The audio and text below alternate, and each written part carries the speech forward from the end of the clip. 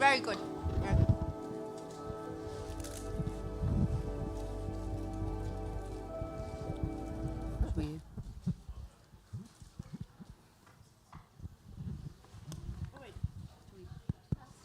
Is this on? Oh, it's on.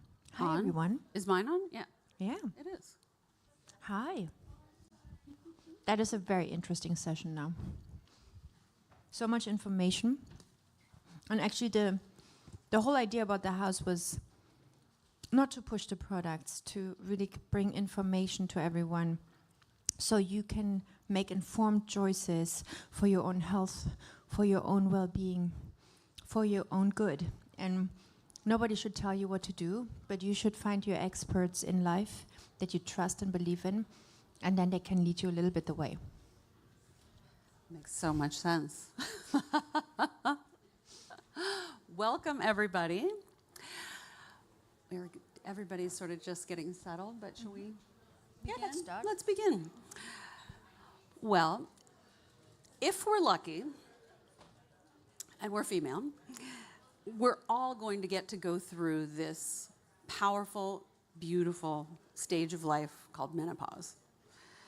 Yay! The culture has conspired to make us feel that this stage, which is a third or a little over a third of our lives, is unacceptable and shameful. We live longer than men. Instead of viewing these years as compromised, we should be looking at them through the lens of vitality. I want science to start studying why do we live longer? What's the superpowers that women have that the other half of the population could try and harness and live longer?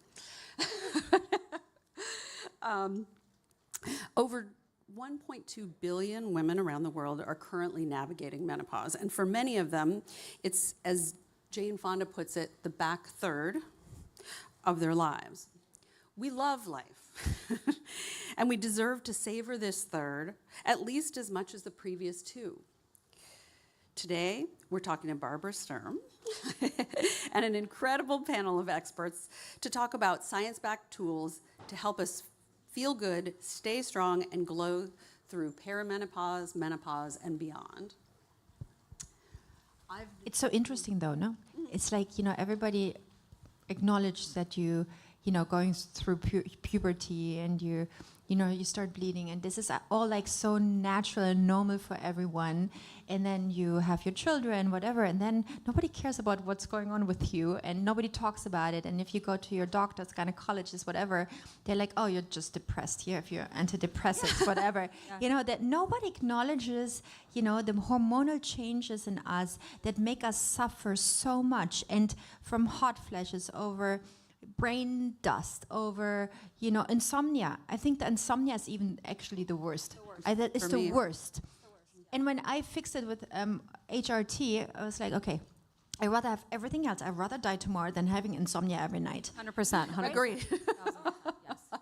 But that's why it's so important that we talk about it, that you don't, some people get into perimenopause so early, and, when you're 50, okay, you kind of know it hits you. But when you're younger, you're like, what's going on with me? And that's why it's so important that we talk about it, prepare everyone, and just see it as a supernatural thing. It's nothing bad. It's like we just have to fix it, because otherwise our skin falls apart, nothing works anymore, we're really depressed, and we have to fix it, we have to address it, and we have to do the right steps to make us feel good again, right? Absolutely. Absolutely. 100%.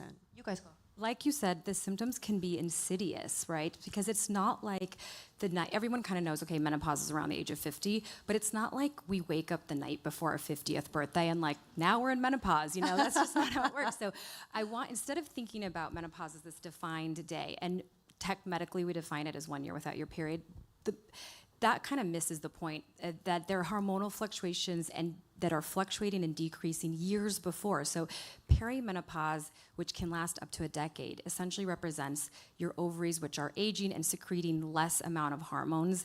And it's what ends up what ends up ending up as menopause, but that can last anywhere from 2 to 10 years. And so because these hormones do so much in your every system of your body from your head to your toe, you can start having symptoms related to sleep, skin changes, weight gain, mood that you may not identify as perimenopause, and not even your doctors will identify as perimenopause. And then your husband runs away. Right, right.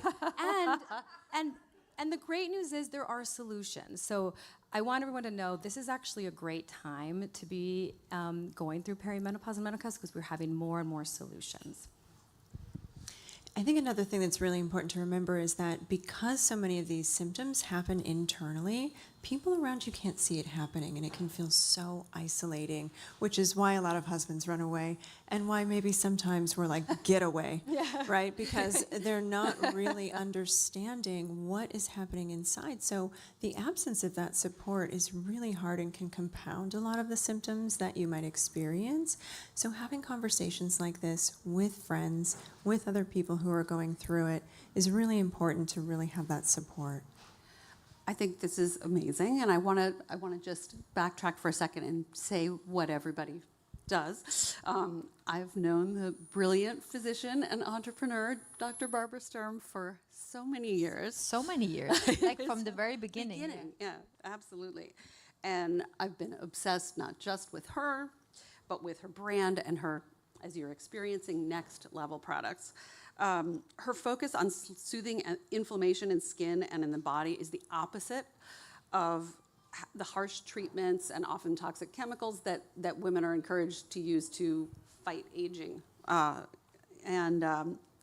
approach is always based in science, not just in terms of skin, but in terms of how to treat our bodies for optimum health. I think it's just... She's it's a superwoman. 360 approach always, no? You all cannot together. isolate skin from everything else. Skin is so intertwined with our immune system, with every organ. So however we treat our skin translate into our system. And we can absolutely be assured that whatever we put on our skin has an effect on our body. So we have to pay attention. We cannot just, put inflammation on our skin every 2 seconds with glycolic or retinol or acid peels or fragrances or mineral oils, whatever is in these stupid skincare products. So we need to be anti-inflammatory. Yeah, it's the only way, I think. Dr. Alicia Robbins is a renowned OBGYN and menopause expert practicing obstetrics and surgery in Greenwich, Connecticut. She's a certified perimenopause practitioner and a lifestyle medicine physician. She's an expert on hormones, health, and feeling your best at every stage. And she speaks regularly on women's health on podcasts, TV, magazines, and even the New York Times. It should be an own category as a doctor. There should be so many more of you, because mostly how do you say this in America, OBGYN? They're like... Delivering babies. They Babies, don't even know about menopause, They because do mostly not. guys, and then we need more like you. That's why I went into it, because I kept seeing this pattern of women coming to me for help, and I wasn't helping them, honestly. And I didn't understand, because we're not really trained in medical school. No, you don't learn it in medical No, school. you don't. So I had to teach myself, and I was like, I know women don't complain, but I'm seeing this recurrent pattern, and the traditional solution, as you know, is to give everyone a birth control pill. And I became very acutely aware that it wasn't helping them. And insomnia was honestly the main thing that I was like, I want to help them sleep. Why are they not sleeping? And honestly, it's quite embarrassing as an OBGYN that I didn't understand perimenopause, but it just wasn't prioritized. And so I was like, I'm gonna figure this out, because I really wanna focus on these women, because we don't prioritize women after having kids. We kind of were like, okay, go and come back and you're your done. pap smear, you're done. It's over. And when I started doing more hormone therapy for women, and women were coming back saying, wow, I'm sleeping again, I was so happy, but I was also kind of like, okay, this is my mission for the rest of my life, because it's not okay that we gatekeep this. That's fantastic. Are there some courses that can you go back to medical school weekends for doctors who want to learn extra? There are some small courses, but there should be a main. I'm actually working on a course for non-OBGYN physicians, so that, not for prescribing, because there's a few for that, but for doctors, so that when women come to them, they're cardiologists or internal medicine doctors, they will know how to have an educated conversation and won't say, oh, I can't believe your doctor put you on hormone therapy, that's dangerous or whatever. So I I talked to a woman in Washington, D.C., and she has an organization. I have to look it up again, but she's sending, she gets these calls on the phone, and she just sends out hormones to the people to their doorstep, because she already She's like, yeah, I know. So our other expert is Dr. Kate Balestrieri, and she's a prominent licensed psychologist, sex-positive therapist, and founder of Modern Intimacy, a group that treats patients nationwide, focusing on healing intimacy and relationships using a wide range of evidence-based therapies, depending on what's needed. She's also an author, just this February of, it has a great title, and it went out of my head. What happened to my sex life? What happened to my sex life? So we're going to get into that. And her continued clinical focus is to help people heal from trauma, recovery from addictions, improve relationships, establish healthy boundaries, build effective communication strategies, and improve their sex lives. Yeah, have really good sex. That's like priority number one. It's very anti-inflammatory, actually. Yes, oh, Exactly. inflammatory sex. Super important for your health. And longevity. Longevity. Exactly. So, Dr. Robbins, we talked a little about, you touched on defining what menopause and perimenopause is. What do you see beyond sleep and hot flashes? Like, what are some of the other things that people come in with in terms of issues that are being caused by hormone disruption? Absolutely, yeah. So I would say, especially at the beginning of perimenopause, some of the first things I see is more anxiety without any obvious external stresses, and that's because estrogen and progesterone do so much more they do so much in the brain. So estrogen's net effect in the brain is to increase serotonin levels the way an antidepressant and SSRI does. Progesterone increases this neurotransmitter called GABA, which has a very relaxing sort of effect on your brain. And so you can imagine as your ovaries start decreasing these levels of these hormones, you might still be having regular period. Everyone focuses on periods, but that's just a piece of the picture. So you can absolutely start having symptoms like that. Another one is brain fog. And if you take away anything from what I say today, I want you to remember, estrogen is an incredibly anti-inflammatory hormone. So it's anti-inflammatory in your brain. It helps you increase glucose uptake. So that's why some women have brain fog, which by the way is not a sign of Alzheimer's or dementia, but it can be very alarming and nerve-wracking if you experience that difficulty with word recall. So brain fog is another one. Joint pain, because we have estrogen receptors all through our joints. So sort of body aches and joint pain can be another one. Sometimes heart palpitations. We have estrogen receptors in the heart. So it's a very anti-inflammatory hormone. So it's a perfect hormone to talk about today at the anti-inflammatory house. Yeah, that's true. And it also has some relation to your sex drive, too. Yes, so estrogen is important for also skin integrity, elasticity, blood supply to the clitoral area. So as we lose estrogen, we can have more discomfort with sex, inability to orgasm. So restoring those estrogen levels to your skin tissue, whether you do it locally or systemically, depending on what other symptoms you have or what other your goals are, is really important. But a lot of women don't realize that this is actually a really simple thing to fix.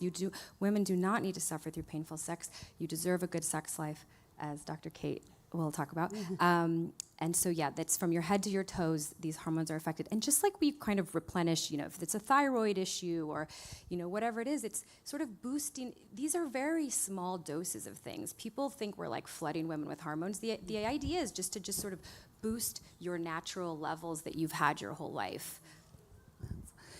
Dr. Kate, let's talk about sexuality specifically in menopause. We just were discussing the loss of libido. Is that the main symptom you hear in your practice? And sort of what's happening in the body and mind that you see that's... Yeah, so a lot of things. There's a fairly common arc, although not everyone follows this arc to a T, so if your story is different, that's okay. But I often hear patients coming in and they're experiencing a drop-off in their libido and they don't understand why.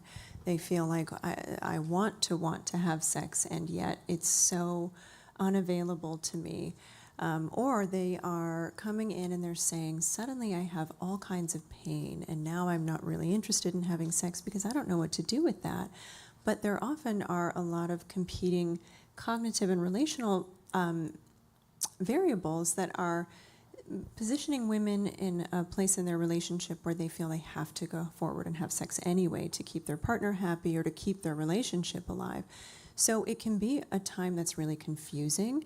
And what I'm finding is that so many women are redefining sexuality for themselves. Once they kind of figure out the medical pieces and solutions that might be available, they open up a completely new dimension of their sexuality where often people feel more liberated, more open-minded, more confident in their bodies, even as their bodies are changing in ways they may not love or feel neutral about.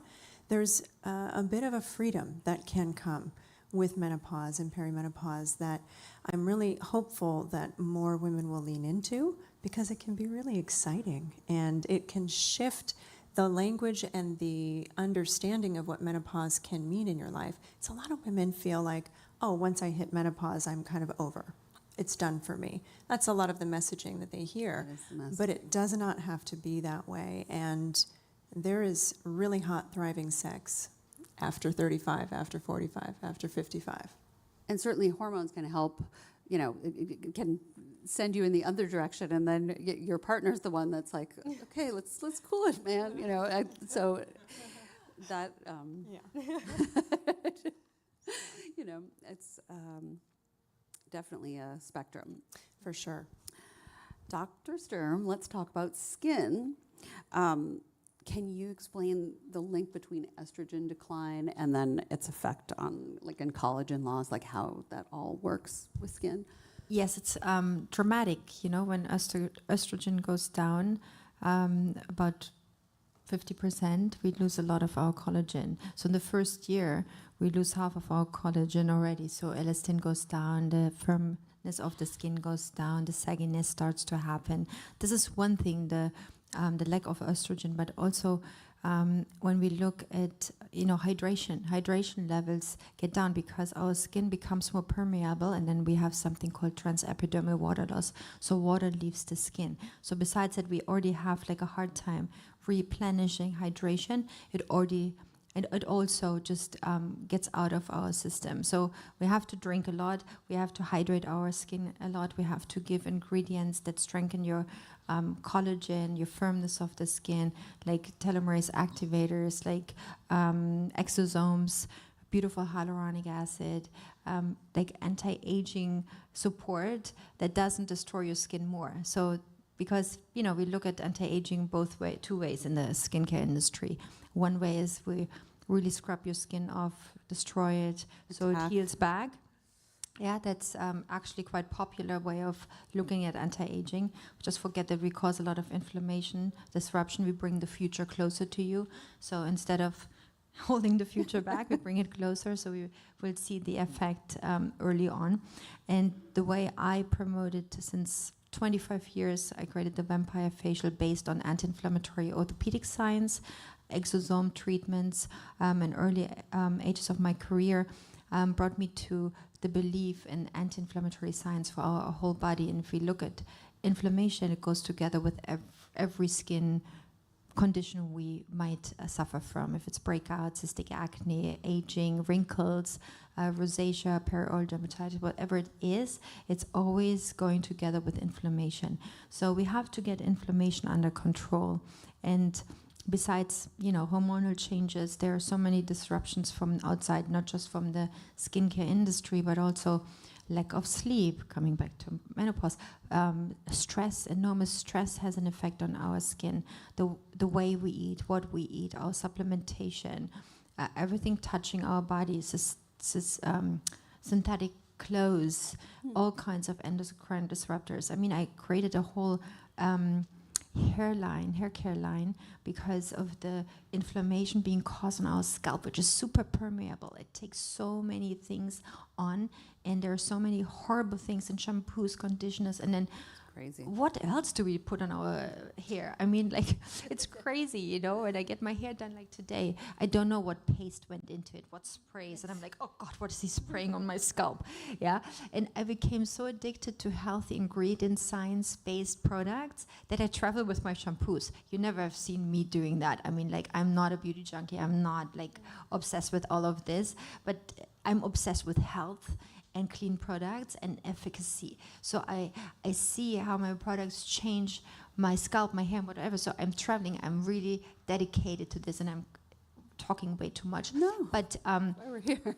I think you know, the lack of estrogen is a real problem, and we have to address it. And when I went in menopause, I don't know, like COVID made everybody's estrogen drop like crazy. Really? So yeah, I know so many women, like, okay, COVID was putting me into menopause, and it was so horrible. No sleeping to me, that killed me, and I fixed it right away. And ever since, I mean, like, I would not want to live without it. So I think, you know, the combination of treating yourself super well, plus adding the hormones you need, replace what you don't get. So I have regularly, I do hormonal panels, and I just make sure I have enough testosterone, I have enough progesterone, I have enough estrogen. And it makes sense, you know, if you want to stay young and vital and happy, and if we want to live life to the fullest, we have to keep our hormonal levels, right? Absolutely, absolutely. What do we need to know about HRT specifically? Like, there have been a lot of myths about it, but also, are there advances? Are there changes in the way you're seeing it? Yes. So I think it's really important to distinguish synthetic versus bioidentical hormones. So there was a bad press. The reason why a lot of doctors are hesitant to prescribe, and why maybe your mothers or whatever were told to get off hormone therapy, was in 2002 there was a study called the WHI that reported that hormone therapy increased the risk of breast cancer. There was a few different problems with this. For one, they were talking about the relative risk, not the absolute risk, which 26% sounds like a big number. When you're talking about actual small prevalence, it's actually not that big. But the greater, more important point is that when they looked back at their data 2 years later, they realized that they were incorrect, and that hormone therapy, and estrogen especially, does not. It actually showed decreased risk of breast cancer in women that were in the arm of estrogen alone. There was a very slight increase in numbers of breast cancer, about 1 in 1,000, on synthetic progesterone for women who take that more than 5 years of use. But in the last 20 years, we don't really use, the majority of hormone therapy that we prescribe, especially those of us that are regularly doing it, are not using synthetic forms. We're using bioidentical, which means it's structurally exactly like the ones your ovaries have been secreting. So you're not introducing anything foreign. It's not like a medication in the sense that your body's never seen it before. It's absolutely just giving natural sort of boosted levels. And so, especially when using transdermal approaches and using bioidentical hormones, we know that in the last 20 years of clinical data have shown that it does not increase the risk of breast cancer. But unfortunately, there's been a whole generation of physicians who have not really kind of come around. But the good news is I see a lot of interest in younger physicians that want to learn this. And so the tides are shifting.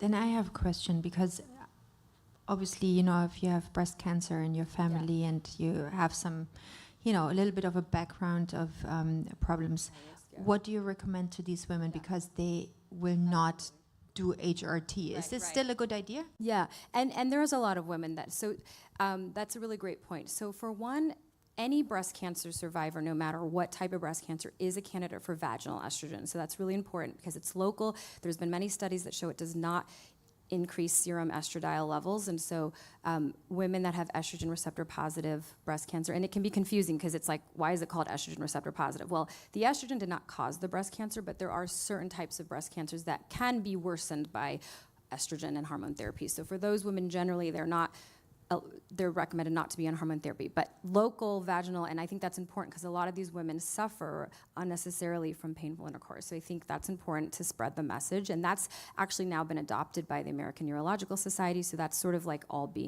everyone's in agreement with that.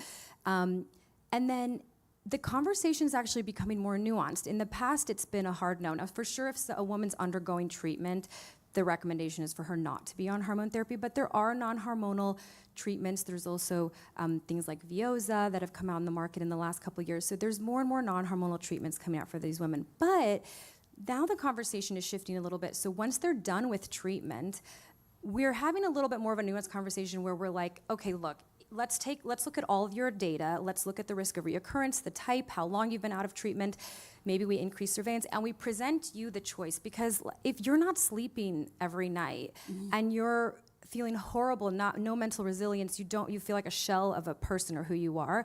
Some women are like, look, I'll do the increased surveillance, and I would rather be on hormone therapy with the added risk, and that's different for everyone, right? It's not like a clear-cut answer. But my point is, that conversation is now starting to happen a little bit more. So I think in the future, you're going to see that it's not always going to be a hard no for women. We want to give women more say in this decision. But I really recommend to check your panels every 6 months, probably. 6 months is what we do. Because I overdosed a little bit the estrogen because at one point it was low, then we doubled the dosage, and then I developed mastitis. And you freak out because oh my God, what is that? What is going on? And breast, one after MRI after the next. So it's very important that you really check and monitor, not just one size fits all. Everybody's different. Correct. Yes. And that's why you need to have someone like you. Yeah. Yeah, and we're expanding our telehealth services, and there's more companies that have come out that are, the great thing about hormone therapy is you really can be done over telehealth. So, I like a brick and mortar, but you can really do this. And you don't, if you're OBGYN, when people say, well, my OBGYN won't give me hormones, I'm like, you don't need to break up with them, just find another doctor to supplement. The idea of your OBGYN doing all these things, or break up with them. It's a guy. Yeah. But find someone who knows what they're doing, and you can find. Unfortunately, you do have to be your own advocate in this space because we need more healthcare providers, but I'm working on it. Well, I'm really glad you said something about that. It took me 5 providers before I found a provider who it's crazy. Heard me, wasn't gaslighting, wasn't minimizing. And that can be one of the biggest psychological frustrations of being in this space, on this journey, is just not being heard, not being understood, having a partner or physician who is minimizing of your symptoms. 100%. So really use your voice. You know what's going on in your body. Absolutely. You know when something feels different. And that's really the benchmark to pay attention to, not someone else's definition of how you should feel or what you should expect given your age or whatever symptom presentation you're coming in with. And to stay ahead of it, because you don't have to wait till you're fully menopausal. There's also this myth, and I can't tell you how many women in their 40s, that's why I love talking about this with women in their 30s and 40s, because you can get ahead of it. You don't have to wait till you're not sleeping for 6 months. Wait, I have a question. So you can start early, but how long do you take it? Do you take it forever? You can take it forever. That's an important the thing that I didn't understand. And also, just going back to that study that has sort of been disproved in various ways, the women that they were studying were already in menopause when they started taking the hormones. And so I think getting out ahead of it is important in terms of seeing your doctor so that you start doing it before it's kind of you're on the other side. Totally. You know what we should do? We should do a little booklet. We write it all down. We do this. We absolutely do this. And we send it to every clinic. And when a woman hits 40, end of 30, they should hand out this. Then they don't have to study anything. We just Yeah.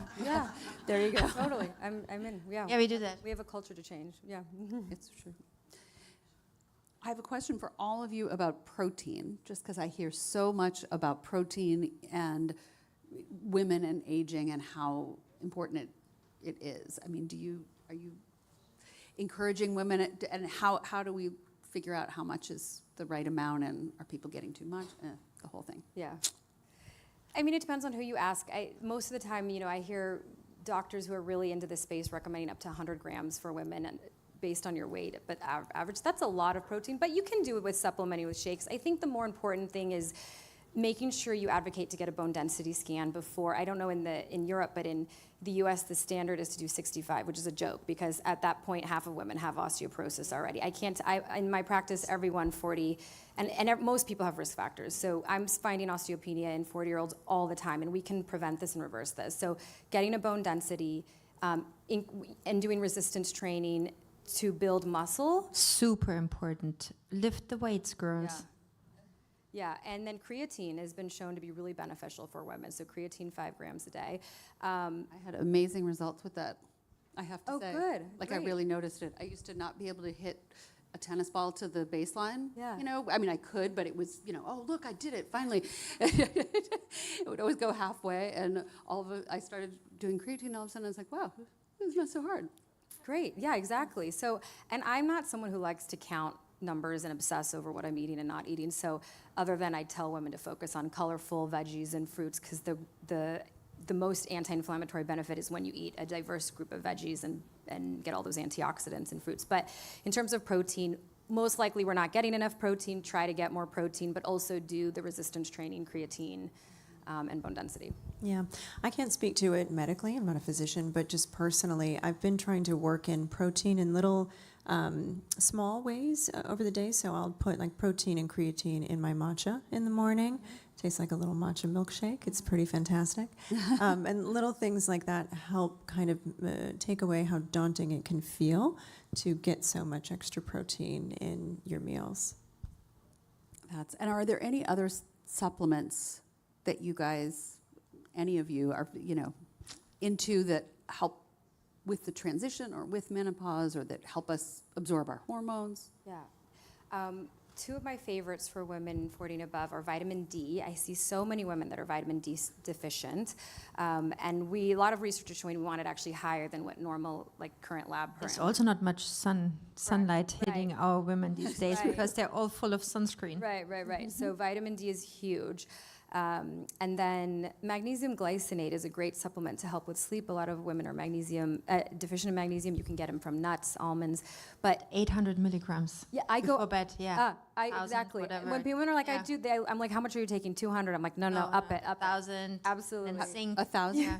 I usually say 200 to 600. I've had a few patients have GI issues at 600, so I'm like, okay, but I like that you're doing 800. If you can tolerate it, go up. You can't overdose on magnesium glycinate.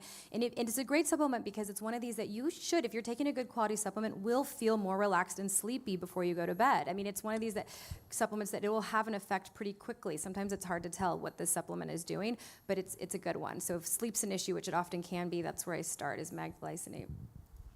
Great.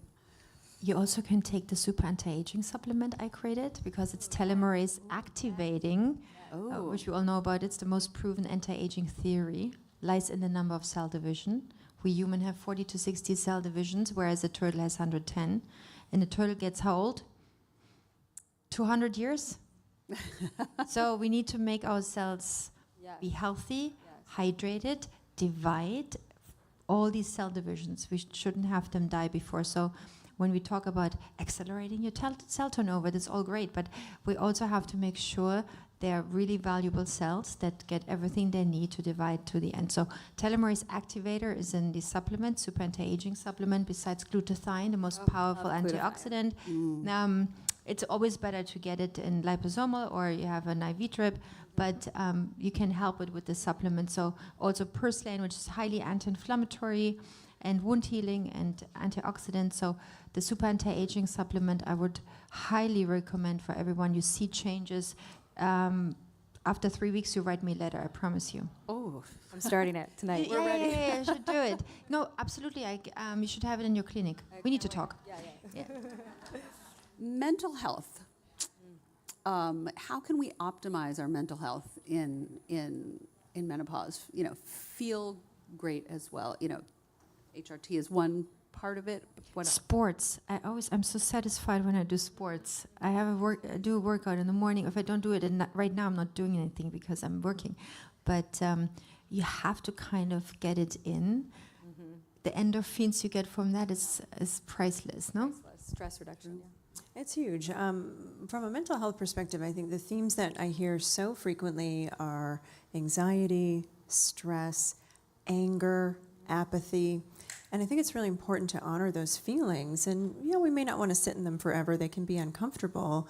But the thing that complicates people actually being able to have a mental health picture that they feel good about is when they're trying to deny those feelings and they're trying to, minimize them, not make them real. And the thing that is so important is that our emotions are super informative. They're teaching us about something we need to know. And the anger may be a byproduct of the hormonal changes, but it is also something that may be decades long that you've been sitting on, not really talking about, not really metabolizing and moving through. And when our hormones change and we have less capacity to tolerate some of those hard feelings, it's a really good time to get real about what it is we're not addressing inside. Because menopause is all the things that it is, but one of the things that can be brilliant and frustrating about it is that you have no more fucks left to give. And it's lovely, but also it's hard. So really, sitting with that is important, and getting a lot of support either through friends, family, a therapist, whomever. And being really in tune with who are the people in my life that fill my cup, trying to get a better, listening to your gut. And you don't have time to waste. You don't have a bandwidth for BS, like you were saying. So just being able to make a tighter circle, but a more quality circle, I think, which is obviously easier said than done. But of course. But boundaries are your friend during the menopause journey. It's also, the stage in life. I had somebody ask me last night, not here, but later, about, well, once you hit 50 or so, things kind of calm down, emotionally, right? The drama of your life is over. And I was like, oh my God. So, realizing that there's going to be, people will die, your kids will have issues. There's a whole lot of drama. Well, it's kind of unfair. It's like a perfect storm, because at the same time, as women as their hormones are kind of decreasing and not helping, and with aging parents, women are peaking more at their careers. Kids are getting older. They have more responsibilities. They're carrying still the same amount of burden of child work, and so it's kind of a perfect storm for women to shut down and be like, what is happening? And so it is so important that you invest in your health, because women do so much for everyone around them, and you can't help others when you have an empty cup, right? So I always tell my patients, it's not selfish. You feeling good, investing in your health, investing in your stress management, your exercise, your skincare, everything you do will have positive effects on those around you. It's like a ripple effect. It is, and I think so many women are socialized to be in service of everyone around them, so it can be really taxing when you're really going through it and you don't have as much energy, or you have brain fog. You're not recognizing the version of yourself that used to be able to get so much more done. And so it can feel really frustrating, especially when other people around you are not picking up the slack, which many of them don't, which is why my couples therapy practice is so full. But it's a really important moment that women over and over again tell me in this work, that they are either meeting themselves for the first time, or they're finding themselves again, a version of themselves that they haven't felt connected to in a long time. And part of that is because there's more clarity around what kind of support you need, and really advocating to have that in your relationships, romantic, platonic, familial, and otherwise. What do you guys see or hope for the future of menopause, in terms of advances being made, societal shifts happening? Are there things you see in progress, or hopes that you have? We have to do it ourselves. Yeah, I mean, definitely I'm seeing a shift. Before, when I did this, started doing this 5 years ago, I would talk about perimenopause and people would look at me like I had two heads on my body, and women would be like, no, I'm only 37. Like, I'm not in, there's no way. And now they're coming in like, okay, I think I'm in perimenopause, or can we get my hormones tested? I think something's up. So definitely, I think there's a shift with younger women embracing it a little bit more, realizing it's not let's not think of it as an aging, let's just think of it as a hormonal deficiency or hormonal changes. Can you talk about endocrine disruptors? Yeah, well, like as you've said, so there's so many, especially in the plastics, heated plastics, makeup products, that really get absorbed so quickly into our skin and can actually mimic some of the hormones we have. They can have an impact in infertility. There was a recent article that showed that they're finding microplastics around our ovarian tissue. I know. And kids get into puberty way earlier because they're using all the fragrances, and it has an effect on the pituitary gland, and then it's like all is like shifting. Totally. And kids have their period when they're 9 or something. Yeah, I know. Yeah. You're seeing it younger. So I actually got in trouble at my preschool for sending my kids with a glass lunch box because I didn't want to send a plastic one. And they're like, please don't send glass to the school anymore. But anyway, where you can, I think, limit, use of plastic, especially heated plastics. Try to use more glass, wood. Start with there, and skincare. Of Don't course. buy plastic packaged meat in Right, supermarkets. right. And Yeah. that's why also important what shampoos you use. Right. Fragrances should be banned. Don't film this, Leslie. Yeah, we shouldn't put that on our skin. Fragrances, for Yeah, sure. yeah, for sure. It's- Yeah, it's- synthetic. Yeah, for sure. It's makes a big difference when you look at all the studies and who's affected, and it's not just women. It's fragrances in particular affect Yeah.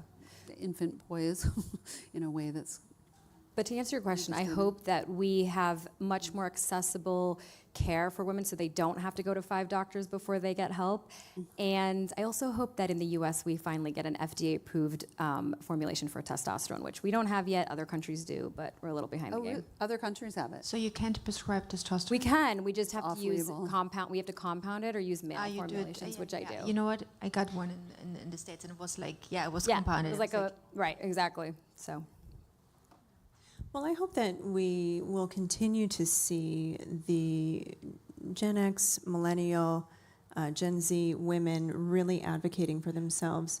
Social media has all kinds of complexities to it, but one of the things that's been really beneficial is that women can actually talk to each other about this with more regularity and more ease.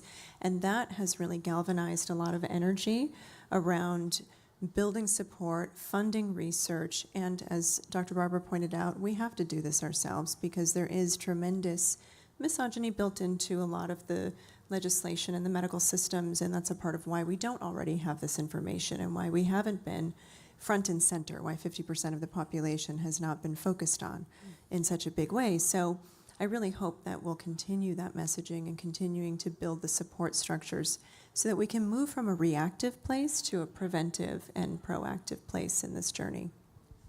Well, I want to say thank you, Barbara, for bringing this, voicing this issue and bringing it out into, the wider culture. I it's love the these only way it goes. conversations. Don't you think it's great that we just talk it through, and then everybody takes whatever they need from that conversation? And thank you for doing this, by the way. Should we pose some questions? Some questions, yes. Shivi is taking your questions. There are a lot of supplements out there, and I think one that I would like to find out a little bit more is NMN. Believe in taking this as a pill? I think so. I think I believe in it more than NAD. I'll be honest. I'm still on the fence about NAD. So I am, but yes, I think NMN. What is your take on NAD? I think that it's a little bit hyped up right now because we're not quite convinced that it actually gets into the cell. It's very controversial in the longevity world right now. A lot of doctors think it's great. A lot of doctors think it doesn't actually get absorbed well into the cell. I'm leaning more towards the precursor NR, which is basically there's a cell transport, so you can take NR. The brand is Niagen, but basically that's I think what you're going to see more focused on that. But NMN, yeah, I think I'm a fan of. From what I've read, haven't recommended it to my practice quite yet, but from what I've read, it sounds beneficial. Yeah. Hi. So I want to get back to the libido part. What are your thoughts about the O shot that everyone is talking about right now? I don't know anything about it. It's basically PRP injected around the clitoral area. Oh, really? I agree with the PRP. Yeah. Some providers are using PRP, and then there are some who are using hyaluronic filler, I think. Oh, okay. Oh, it's that. You know what? It's like the filler. Filler together with the providers do it different ways. So it's called O shot. PRP. The short answer is there's not really data to show. So you just, and so I have heard mixed things. You'd have to ask around women who've done it. I don't personally do it. You know, I had someone in my clinic who did that. I didn't know it was called OSHOT. I never heard that before.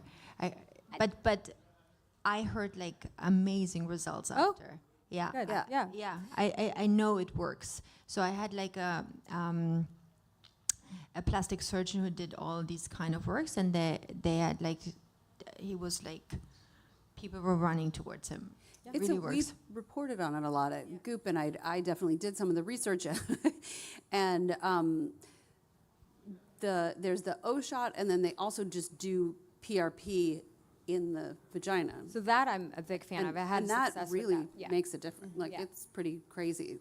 But I would also say I'm partial to hormones, but vaginal estrogen and vaginal testosterone can go a long way in terms of like improving blood supply and clitoral stimulation and stuff like that. But if it works, I'm all for it. I'm all for supporting women in whatever way supports and helps their sexual health. It's minimal invasive. It doesn't have side effects.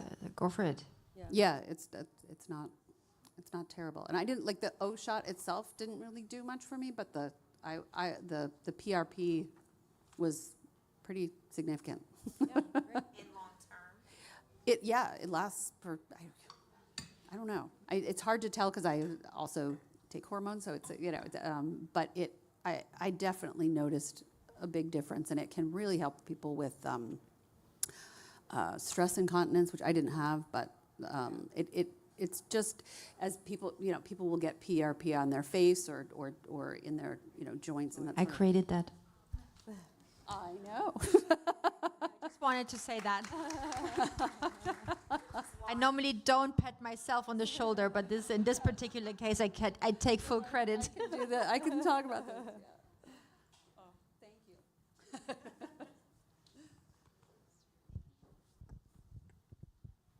Hi, I have a question about stem cell therapy. So I know topical use is a thing, but how do you feel about transfusions and that type of implementation? What stem cells are we talking about?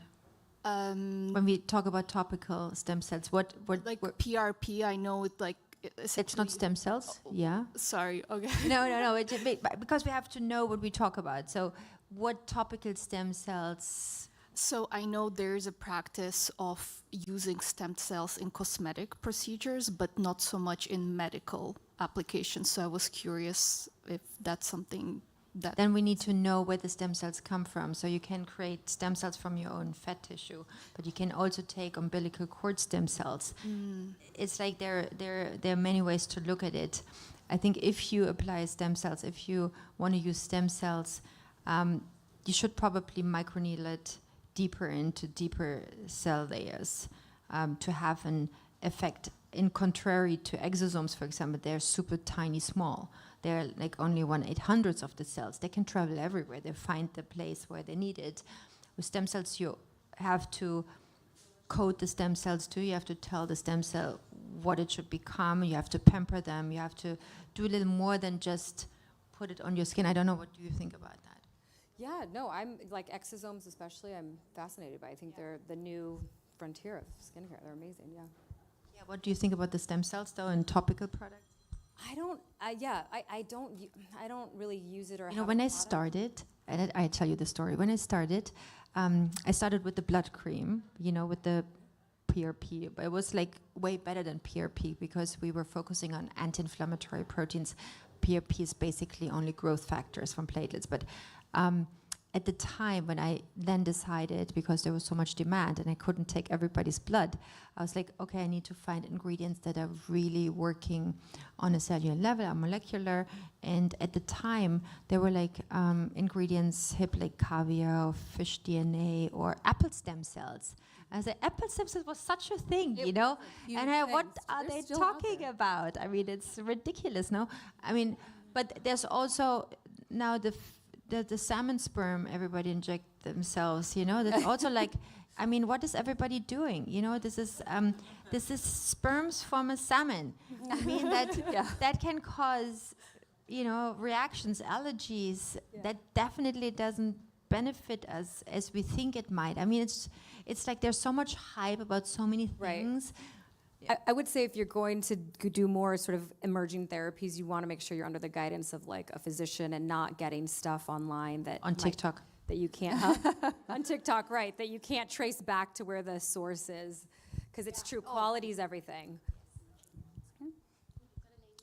Oh, I have a question. First, thank you guys for doing this. This is amazing. What are your opinions on GLP-1s and the intersection of like hormone replacement therapies or like peptides and all that jazz?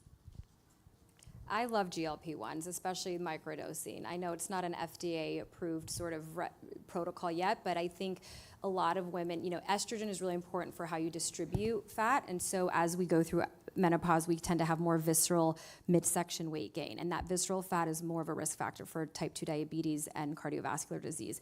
And really, the data of GLP-1s, it's very anti-inflammatory. I don't believe in overdoing it, of course, but I think in small doses for women as we get older, especially with more insulin resistance, it can be really helpful. And I find that my patients who use them in appropriate doses they're doing all the other right things too, and it's motivating them to do the resistance training, to eat healthy. I think that they're great as long as you don't overdo it. I think you have to also have like certain predispositions. I personally, I'm always very cautious with messing with my, you know, pancreatic enzymes, for example. I'm also always a little scared. And while I agree with you, especially when you have insulin resistance, and if you're obese, you have way more problems, you know, with your obesity and with the problems. But with taking these Mounjaro, for example, but I really disagree with kids in school. I mean, like, I mean, it's crazy how anorexic girls taking this as a support, and I find it rather scary, and that's why I think there needs, for everything, it needs to be an indication. You know, known as a healthy human being, you can prevent from Alzheimer, which is diabetes type 3. And, you know, sometimes I think I should microdose it for that. But I'm also very cautious. I want to see a little longer term studies and see, again, when you have underlying issues in obesity, absolutely go for it. But also, I mean, look on people's faces. Yeah. It's mind-blowing. It's like, it doesn't make you look better. Again, if there's an indication, I'm a total supporter of this, but I'm also a little bit skeptical. I'm also doing peptides, for example, like BPC 157, which I think is amazing, but not too much, and really keep an eye on your blood panel all the time, and make clever choices. I think. Yeah, absolutely, yeah. No, in the right person, yeah. I have a question. So I know that in skincare, especially in longevity, there's a lot of preventative products, and that regenerative is up and coming. What do you kind of see from a skincare perspective, the future of longevity, especially when it comes to preventative care? So every longevity treatment has one goal: reducing inflammation, right? So look at red light therapy, PMF, whatever it is, oxygen therapy. It all comes back to reducing inflammation and free radicals. So my approach from the very beginning, I mean, like the blood facial I created because I wanted the anti-inflammatory approach on a molecular level. So anti-inflammation, extreme anti-aging. So it's not just important to not use inflammatory ingredients, it's also important to use anti-inflammatory ingredients in your supplements, in your food, in your skincare products. That's one thing. The second thing is hydration. I think we always underestimate the importance of hydration. So I always compare the raisins with the grapes. The raisins are the dehydrated cells, the grapes, the hydrated cells. We need the grapes because the grapes have the osmosis channels to take on active ingredients in the way we need them.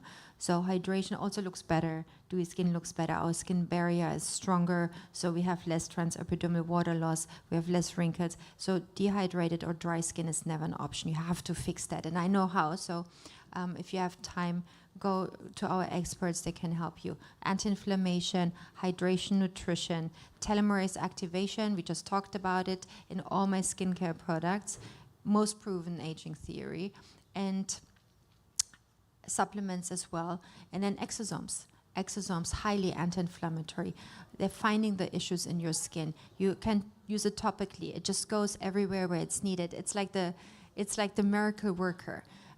If you can get IV drips, do it. I know it's expensive, but this is like the miracle worker of the future and keeps us away from inflammation, keeps us away from chronic diseases, autoimmune diseases. And even if you have developed autoimmune diseases, whether it's rheumatoid arthritis or Hashimoto, whatever it is, you will benefit from exosomes. So if you really want to have a clever, innovative longevity anti-aging routine, I would do the hyaluronic serum with the super anti-aging serum because it also has glutathione, and the exosomes, and a really good face cream of ours and a cleanser, and you're pretty much set. So you can, if you want, measure your skin before, yeah, and then you get the skincare routine, and then you come back to our spas on Madison or Soho in a month or so, and then we measure your skin again. That could be a good way of So looking at it. cool. I want to do that. I think we've got time for one more question. Does anyone want to? No? Oh, two more. Do we get deficient in progesterone as we age? Yes, also? great question. Progesterone, I think, is like the girl that wasn't popular in high school, and now she's like the cool girl at the party. I love progesterone, and it doesn't get enough attention. And I've only been talking about estrogen this whole time, so there you go. I don't know why, because I love progesterone. Yes, so progesterone. What happens in your 40s is estrogen is going up and down and kind of fluctuating, but overall the trend is going down. But progesterone is going down at a faster rate. And so for a lot of my perimenopausal patients, they actually don't need estrogen. Estrogen can sometimes be helpful if they're in late perimenopause, but in your early perimenopause stage, sometimes just progesterone can make the biggest difference because that's where they're mostly deficient in. And as Dr. Sturm was saying, sometimes when you introduce too much estrogen and they already have fluctuating levels, sometimes they can get side effects. So I always, with my 40-year-olds, just usually start with progesterone, and it can be helpful for falling asleep, has a little bit of an anti-anxiety effect for most patients. I think we should be trying these things before. I mean, sometimes, of course, we also need antidepressants, but often we sort of jump to that first without actually... Yeah, let's stay away from them. Yeah, like let's they have a lot stay of away side from effects. pharma as much as we can. Yeah, they have a lot of side effects, including affecting sexual health and stuff. So, yeah, progesterone's great. You can take it, alone. You don't need to take estrogen with it. It's underappreciated. So is that prescribed by prescription? It is prescribed. Micronized progesterone is your natural sort of bioidentical progesterone. Yeah. It's do you take that orally? Orally, yes, at bedtime. It's dosed differently, but it basically 100 to 400 milligrams is the range, and I usually start with 1 to 2 tabs at bedtime. Yeah. Yeah. Okay, by the way, if you want more information, I think we should do a little memo about like the basics of menopause, and we send it to everyone so you don't have to take notes. Would And love then I think that would be nice. If you want to leave your email with Siobhan or with the girls there, we make sure you get that. Thank you guys for spending time with us this afternoon. I don't have my glasses on, so I can't smile or make eye contact. But my question was related to the IV drips. How do you balance the recent articles we've been seeing about microplastics in the IVs that are going directly into our bloodstream? There's actually an amazing therapy out there. My friend started this company. It's called Clarify, and they are cleaning out your blood from microplastics and heavy metals and stuff. I'm going to do this in London, actually. It's so amazing. And I don't know about microplastic getting in. That would be really bad. Yeah, well, because there was this art. So, because when someone asked me about NAD, I was thinking we're pretty confident oral NAD supplements are not effective, and if you're going to do it, do IV NAD. Or I shoot it as. Or injection. But I know that now there's this concern about microplastics in IV bags. So the recommendation is don't do the first. You want to make sure the IV bags haven't been sitting around for a while and not in the sun. And not in the sun. It's but you gotta. So. It is what it is. It is, yeah. Sometimes there's a trade-off. I don't know. In Germany, we also have glass bottles. Oh, Of course, love it. Yeah. But that's a good point. That should change, actually. Yeah. Yeah. seriously. Well, thank you, everybody. Thank you. Listening.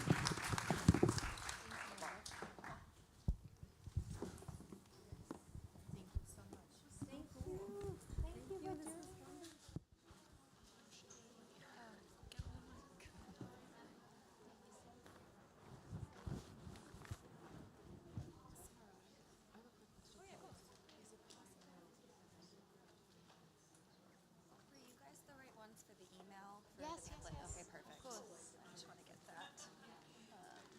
This was amazing. Did you enjoy it? I really did. Hello?